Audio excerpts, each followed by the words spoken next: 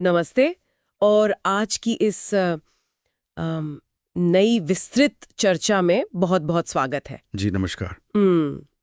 आज हमारे पास जो अध्ययन सामग्री है ना, वो सच में बहुत ही दिलचस्प है। मतलब आज का जो हमारा मिशन है वो मानव मनोविज्ञान और बाल विकास के दो सबसे बुनियादी शब्दों को समझना है। बिल्कुल, और वो दो शब्द ऐसे हैं जिन्हें लोग अक्सर एक ही समझ लेते हैं। हाँ, बिल्कुल सही कहा। अभिवृद्धि, जिसे हम अंग्रेजी में ग्रोथ कहते हैं, जी और विकास यानी डेवलपमेंट। अक्सर लोग इन दोनों को एक ही तराजू पर तौलते हैं। जी, ये मनोविज्ञान की दुनिया की सबसे बड़ी गलतफहमियों में से एक है ना? मतलब सोचिए, अक्सर हम देखते हैं कि जब परिवार का कोई बच्चा अचानक से लंबा हो जाता है तो आस पड़ोस के लोग या रिश्तेदार तुरंत कहते हैं, अरे तुम तो इतने बड़े हो गए हो, अब तो कुछ समझदारी दिखाओ। बिल्कुल, ये बहुत ही आम बात है हमारे समाज में। जी, हम एक इंसान के शरीर के आकार को देखते हैं और ये मान लेते हैं कि उसका दिमाग, उसकी भावनाएं, सब कुछ उसी रफ्तार से बड़ा हो गया है। जो कि वैज्ञानिक तौर पर एकदम गलत है। शारीरिक वृद्धि को ही संपूर्ण विकास मान लेना एक बहुत बड़ी भूल है। जी, बहुत बड़ी भूल है। और इसीलिए अगर हम इंसान के शरीर और दिमाग के काम करने के तरीके को समझना चाहते हैं तो हमें इन दोनों के बीच एक स्पष्ट लकीर खींचनी होगी। और आज हमारी मदद करने के लिए हमारे पास बुंदेलखंड क्लासेस के बहुत ही बेहतरीन और ज्ञानवर्धक नोट्स हैं। मतलब इन नोट्स में जिस बारीकी से इन धारणाओं को समझाया गया है ना, वो कमाल है। जी, मैंने भी बुंदेलखंड क्लासेस के वो नोट्स देखे हैं। वो सिर्फ छात्रों या शिक्षकों के लिए ही नहीं बल्कि किसी भी जिज्ञासु व्यक्ति के लिए बहुत उपयोगी हैं। बिल्कुल। तो चलिए सबसे पहले इस भ्रम को दूर करते हैं, बुनियादी परिभाषाओं से शुरू करते हैं। अभिवृद्धि असल में क्या है? तो देखिए, जब हम बुंदेलखंड क्लासेस के नोट्स का विश्लेषण करते हैं तो पता चलता है कि अभिवृद्धि एक बहुत ही भौतिक प्रक्रिया है। भौतिक प्रक्रिया मतलब सिर्फ शरीर से जुड़ी हुई? जी, जब हमारे शरीर की संरचना में बदलाव आता है, जैसे हमारी हड्डियां लंबी होती हैं, मांसपेशियां भारी होती हैं, शरीर का आकार बढ़ता है, तो उसे अभिवृद्धि कहते हैं। ये पूरी तरह से बाह्य है। अच्छा, इसे समझने के लिए मेरे दिमाग में एक उपमा आ रही है। इसे एक स्मार्टफोन की तरह मान लीजिए। स्मार्टफोन, दिलचस्प है। कैसे? मतलब मान लीजिए किसी के पास एक फोन है। उस फोन का जो हार्डवेयर है ना, जैसे उसकी स्क्रीन का बड़ा होना या फोन का थोड़ा भारी होना, ये सब अभिवृद्धि है। बहुत बढ़िया उदाहरण है ना? क्योंकि ये सब बाहर से दिखाई देता है। और दूसरी तरफ जो विकास है वो उस फोन का सॉफ्टवेयर अपडेट है। बिल्कुल सटीक। फोन बाहर से वैसा ही दिख सकता है, लेकिन सॉफ्टवेयर अपडेट होने के बाद वो अंदर से ज्यादा स्मार्ट हो जाता है। उसकी उलझनों को सुलझाने की क्षमता बढ़ जाती है। ये उपमा काफी हद तक इस पूरी अवधारणा को स्पष्ट कर देती है, हार्डवेयर और सॉफ्टवेयर। जी, लेकिन इंसानों के मामले में ये थोड़ा और जटिल है। क्योंकि अभिवृद्धि की सबसे बड़ी विशेषता ये है कि ये एक निश्चित उम्र के बाद हमेशा के लिए रुक जाती है। हमेशा के लिए? जी हाँ, जैसे ही शरीर अपनी अधिकतम संरचनात्मक क्षमता तक पहुंचता है तो ऊंचाई बढ़ना बंद हो जाती है। आप जीवन भर लंबे नहीं होते रहते। हाँ, ये तो है। लेकिन मुझे एक बात हमेशा हैरान करती है। जी, पूछिए। क्या इस अभिवृद्धि का कोई तय क्रम नहीं होता? मतलब मानव शरीर इतनी शानदार मशीन है, तो क्या इसके बढ़ने का कोई एक व्यवस्थित क्रम नहीं होना चाहिए? ये एक बहुत ही तार्किक सवाल है। सामान्य तौर पर लोग यही सोचते हैं कि शरीर एक लय में बढ़ता है। बिल्कुल। लेकिन असलियत में अभिवृद्धि का कोई एक निश्चित क्रम नहीं होता है। ये एकदम सीधी रेखा में नहीं चलती। अच्छा, तो ये कैसे काम करती है? मतलब कभी कभी आपने ध्यान दिया होगा कि किसी बच्चे की लंबाई अचानक से कुछ ही महीनों में बहुत तेजी से बढ़ जाती है। हाँ, वो अचानक से बहुत दुबले और लंबे दिखने लगते हैं। बिल्कुल, क्योंकि उनका वजन उस अनुपात में नहीं बढ़ता। और फिर किसी दूसरे चरण में लंबाई बढ़ना एकदम धीमी हो जाती है और शरीर का चौड़ा होना शुरू हो जाता है।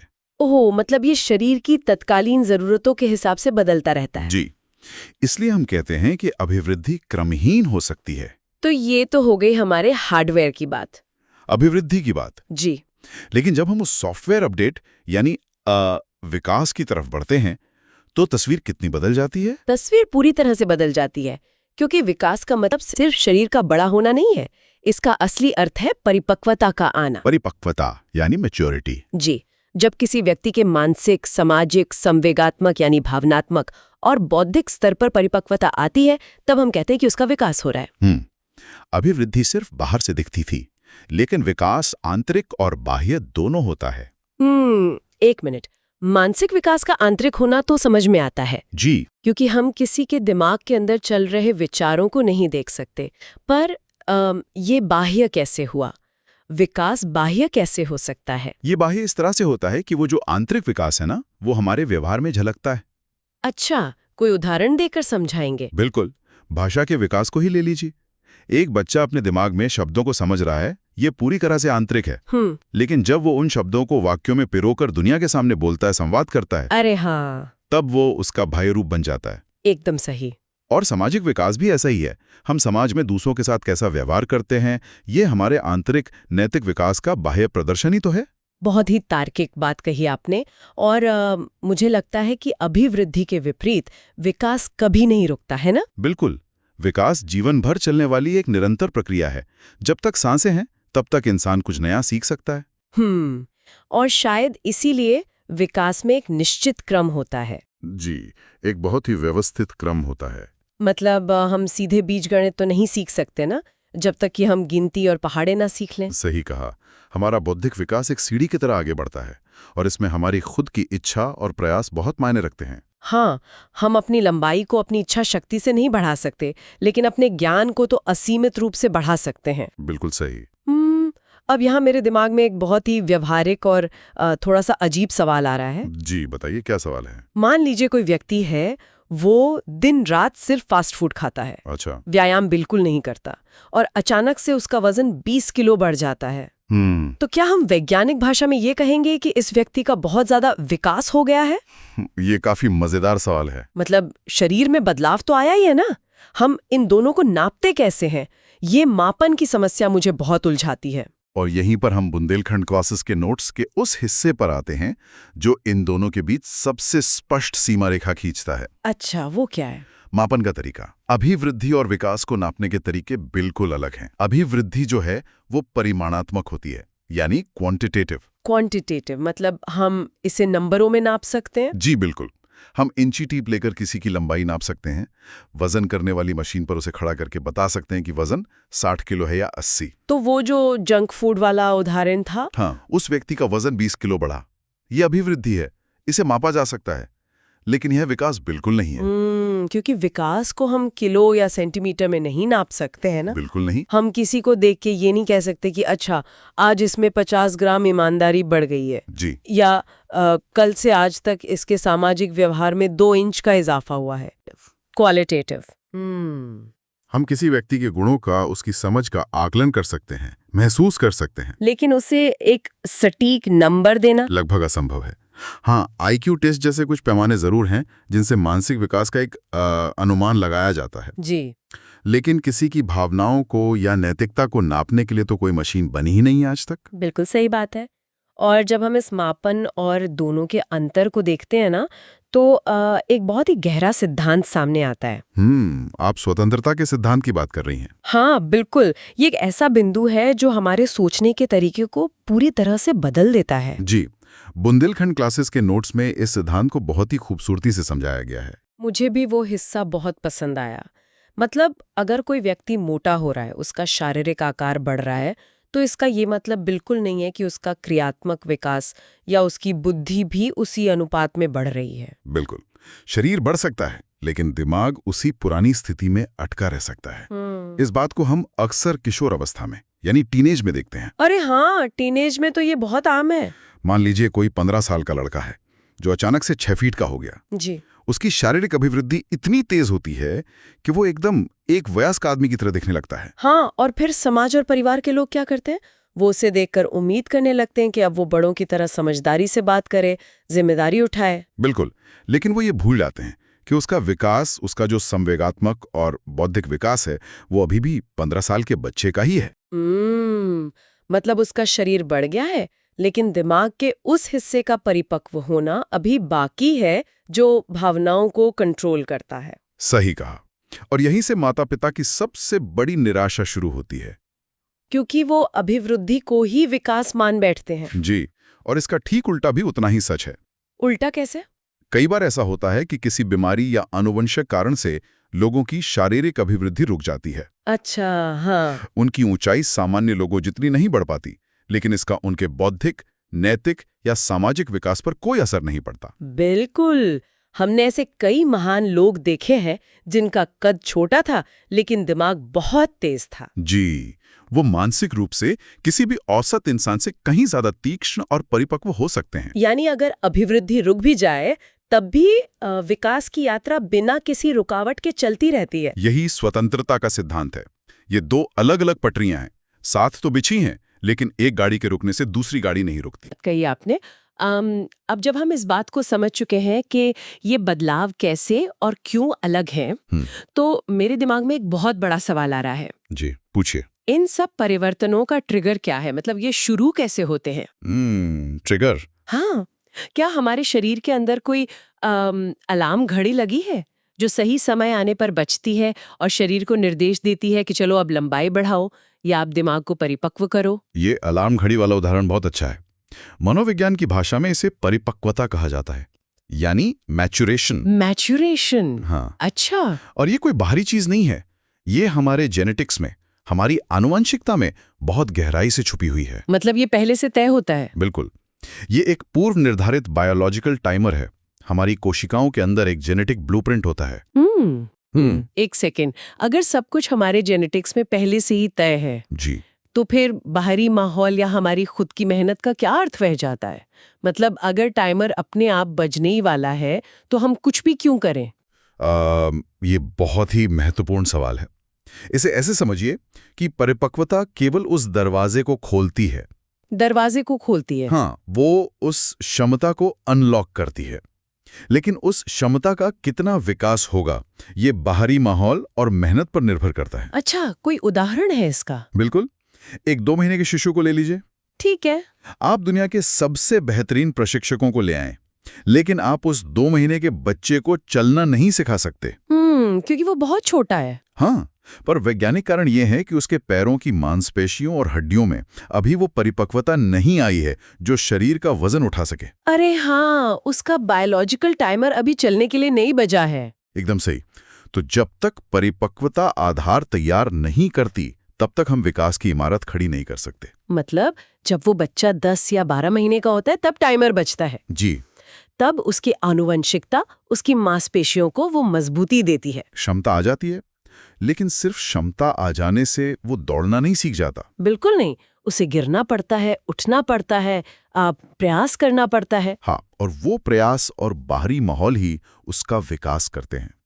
परिपक्वता प्राकृतिक रूप से आती है और विकास उस परिपक्वता का इस्तेमाल करके हमें निखारता है। वाह, ये तो प्रकृति और हमारे प्रयासों के बीच का एक बेहद खूबसूरत तालमेल है। जी, बिल्कुल है। अब चलिए विकास के विभिन्न आयामों की बात करते हैं। बुंदेलखंड क्लासेस के नोट्स में ये स्पष्ट किया गया है कि विकास बहुआयामी और बहुदिशीय होता है। हाँ, विकास किसी एक दिशा में नहीं जाता, इसके कई प्रकार हैं। जैसे कि और सामाजिक विकास भी है जो समाज में हमारे रिश्ते तय करता है। जी, और भाषा विकास। लेकिन इन सब में जो सबसे ज्यादा दिखाई देने वाला आयाम है वो है शारीरिक और गत्यात्मक विकास। गत्यात्मक विकास यानी मोटर डेवलपमेंट। ये हिस्सा मुझे व्यक्तिगत रूप से बहुत ही दिलचस्प लगता है। ऐसा क्यों? क्योंकि ये सीधे तौर पर हमारी मांसपेशियों और हमारी हड्डियों पर हमारे नियंत्रण से जुड़ा हुआ है। हम अपने शरीर से काम कैसे लेते हैं ये यही तय करता है ना? एकदम सही कहा। और इसे समझने के लिए हमें बुंदेलखंड क्लासेस के नोट्स के उस हिस्से को देखना होगा जहां इसे 2 भागों में बांटा गया है। हाँ, मैंने पढ़ा था। एक है ग्रॉस मोटर स्किल्स यानी स्थूल गत्यात्मक कौशल और दूसरा है फाइन मोटर स्किल्स यानी सूक्ष्म गत्यात्मक कौशल। जी। अगर हम एक बच्चे के बड़े होने की प्रक्रिया को ध्यान से देखें तो हम पाते हैं कि वो पहले पूरे घर में दौड़ना शुरू करता है, खूब उछल कूद मचाता है। बिल्कुल। लेकिन अगर आप उसी बच्चे को एक शर्ट का बटन बंद करने को कहें तो वो नहीं कर पाता। हाँ, वो अक्सर उसमें उलझ जाता है। तो ऐसा क्यों होता है? मतलब क्या दौड़ना बटन बंद करने से ज्यादा आसान है? ऊपर से देखने पर दौड़ना ज्यादा ऊर्जा वाला काम लगता है, लेकिन अगर हम नर्वस सिस्टम यानी स्नायु तंत्र के नजरिए से देखें तो ग्रॉस मोटर स्किल्स पहले विकसित होती हैं। ग्रॉस मतलब बड़ी मांसपेशियां? है ना? जी। हमारे पैरों की, जांघों की, कंधों और पीठ की मांसपेशियां हमारा मस्तिष्क पहले इन बड़ी मांसपेशियों पर नियंत्रण करना सीखता है। अच्छा, इसीलिए बच्चा पहले बैठना सीखता है, फिर रेंगना, फिर खड़ा होना और अंत में दौड़ना और कूदना। इन कामों में सटीकता कम और ताकत ज्यादा चाहिए होती है, जैसे तैरना या साइकिल चलाना। समझ गई। और इसके बाद नंबर आता है फाइन मोटर स्किल्स का। सही कहा। जब मस्तिष्क बड़ी मांसपेशियों को साध लेता है, तब वो अपनी ऊर्जा छोटी और सूक्ष्म मांसपेशियों की तरफ लगाता है। जैसे उंगलियों की मांसपेशियां। जी, हमारी उंगलियों की पोरें, कलाइयां और आंखों की मांसपेशियां।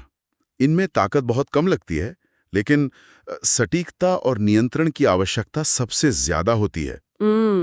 बुंदेलखंड क्लासेस के नोट्स में इसका एक इतना शानदार और आम जिंदगी से जुड़ा उदाहरण दिया गया है कि कोई भी सुनकर मुस्कुरा देगा। आप कौन सी उदाहरण की बात कर रही हैं? मतलब हम सभी बचपन से पेन पकड़कर लिखते आए हैं, कैंची से कागज काटते आए हैं, ये सब फाइन मोटर स्किल्स हैं। जी।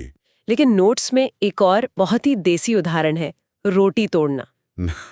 हाँ, रोटी तोड़ना देखने में कितना आसान लगता है ना। बिल्कुल, हम रोज थाली के सामने बैठते हैं, एक हाथ से आसानी से रोटी का एक टुकड़ा तोड़ते हैं और खा लेते हैं। जी। लेकिन जरा एक छोटे बच्चे को रोटी तोड़ते हुए देखिए। वो रोटी को खींचता है, पूरी मुट्ठी से पकड़कर मरोड़ता है। हाँ, क्योंकि उसकी उंगलियों की जो सूक्ष्म मांसपेशियां हैं, उनके बीच अभी वो तालमेल बैठा ही नहीं है। मतलब वो सॉफ्टवेयर अपडेट नहीं हुआ है अभी। बिल्कुल, वो अपडेट नहीं हुआ है, जो ठीक उसी जगह दबाव बनाए जहां से रोटी टूटनी चाहिए। तो रोटी तोड़ना कोई सिर्फ सांस्कृतिक आदत भर नहीं है, ये हमारे फाइन मोटर विकास का एक बहुत बड़ा वैज्ञानिक प्रमाण है। एकदम सही। ये साबित करता है कि हमारा मस्तिष्क अब छोटी से छोटी मांसपेशियों को भी सटीक निर्देश देने में सक्षम हो गया है। यही तो इस पूरे विषय की खूबसूरती है। ये मनोविज्ञान हमारी रसोई से लेकर हमारे खेल के मैदान तक हर जगह मौजूद है। जी, जब शरीर बड़ी मांसपेशियों से सूक्ष्म की ओर नियंत्रण बढ़ाता है, तो ये सब गत्यात्मक विकास का ही हिस्सा है। सच में आज की इस पूरी विस्तृत चर्चा ने इंसान के शरीर और दिमाग के काम करने के तरीके को देखने का नजरिया ही बदल दिया है। मुझे भी ऐसा ही लगता है। अगर हम आज की इस गहरी बातचीत को समेटने की कोशिश करें, तो ये एकदम स्पष्ट हो जाता है कि इंसान का बड़ा होना केवल इंच और किलो तक सीमित नहीं है। बिल्कुल नहीं। हमारी शारीरिक अभिवृद्धि तो एक निश्चित उम्र में आकर रुक जाती है, लेकिन इंसान के रूप में हमारा निर्माण, हमारा विकास एक ऐसा सफर है जिसका कोई अंत नहीं है। और ये भी याद रखना होगा कि ये दोनों प्रक्रियाएं एक दूसरे की मोहताज नहीं है। कोई व्यक्ति शारीरिक रूप से छोटा रह सकता है, लेकिन उसका वैचारिक विकास आसमान छू सकता है। जी, और कोई शरीर से भीमकाय हो सकता है, लेकिन उसका सामाजिक विकास एक बच्चे जैसा रह सकता है। बुंदेलखंड क्लासेस के इन बेहतरीन नोट्स का बार बार धन्यवाद, जिन्होंने अभिवृद्धि की भौतिकता और विकास की अनंत गहराई के बीच के इस भ्रम को आज हमेशा के लिए दूर कर दिया है। और साथ ही परिपक्वता की उस भूमिका को भी स्पष्ट किया है, जो एक बायोलॉजिकल टाइमर की तरह हमें अगले चरण के लिए तैयार करती है। Biological timer. और इसी बायोलॉजिकल टाइमर और परिपक्वता से जुड़ा एक बहुत ही गहरा, थोड़ा दार्शनिक विचार मैं आज आखिर में छोड़कर जाना चाहती हूँ। जी बताइए। श्रोताओं के लिए ये सोचने वाली बात है। आज हमने जाना कि हमारे शरीर में परिपक्वता का एक जेनेटिक टाइमर है। जब उम्र होती है तभी बच्चा चलता है, तभी वो दौड़ता है। बिल्कुल। यानी ये सब हमारे जेनेटिक्स में पहले से तय है। अब जरा जीवन के दूसरे छोर की तरफ देखिए, बुढ़ापे की तरफ। बुढ़ापे की तरफ। हाँ, अक्सर लोग कहते हैं कि उम्र के साथ इंसान में एक ठहराव आ जाता है, एक गहरी समझदारी आती है, चीजों को देखने का नजरिया शांत हो जाता है। जी, ऐसा अक्सर देखा जाता है। तो क्या ये संभव है कि जीवन के अंतिम वर्षों में आने वाली वो उच्च स्तर की नैतिकता, वो आध्यात्मिक और सामाजिक विकास भी हमारे उसी जेनेटिक कोड में पहले से ही प्रोग्राम्ड हो? ये तो सच में एक बहुत ही गहरा विचार है। क्या वो शांति और समझदारी भी किसी बायोलॉजिकल टाइमर के बजने का इंतजार कर रही होती है, जो 60 या 70 साल की उम्र में सेट किया गया है? क्या हमारी सोच, हमारी आत्मा का विकास भी उसी तरह पहले से हमारी आनुवांशिकता में छिपा है, जैसे हमारे आंखों का रंग या हमारे बालों की बनावट? क्या हम सच में जीवन भर सीख रहे हैं, या हम बस अपने ही जेनेटिक्स के पन्ने एक एक करके पलट रहे हैं? ये सवाल तो लोगों को बहुत सोचने पे मजबूर कर देगा। जी, इस गहरे सवाल के साथ आज की इस यात्रा को हम यहीं विराम देते हैं। चीजों को नए नजरिए से देखते रहिए और गहराई में उतरते रहिए। मिलेंगे अगली विस्तृत चर्चा में।